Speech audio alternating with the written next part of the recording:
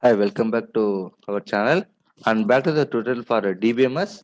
Today we're going to see the small topic that is foreign key in DBMS.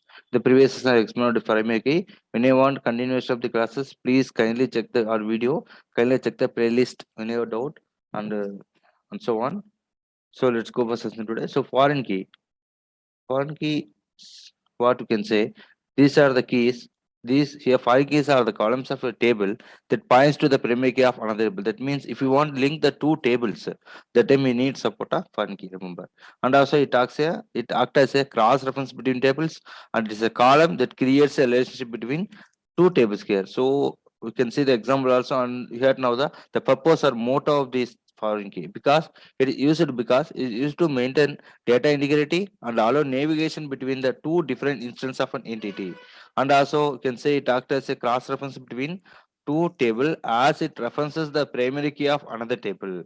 So let's say example you can see here the table that what I given here.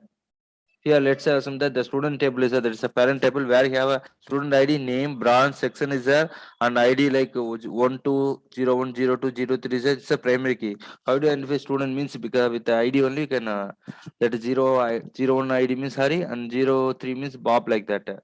And also this table is called as a reference table, and another column we are creating another table where it consists marks of the student with the help of student ID. That is the Hari.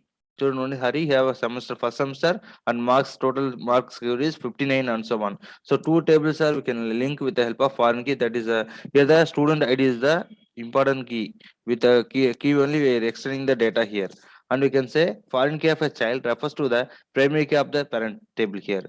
Moreover, here the primary key of the student table is the student ID and student ID of the mark table refers to the student ID of the student table here. So simple and easy. So foreign key means remember what you can say if you want to link the two tables in database, we need support of foreign key. Remember, these are about the points about the foreign key. If you have any queries or suggestions, please kindly communicate with the social media, whatever go in the description box.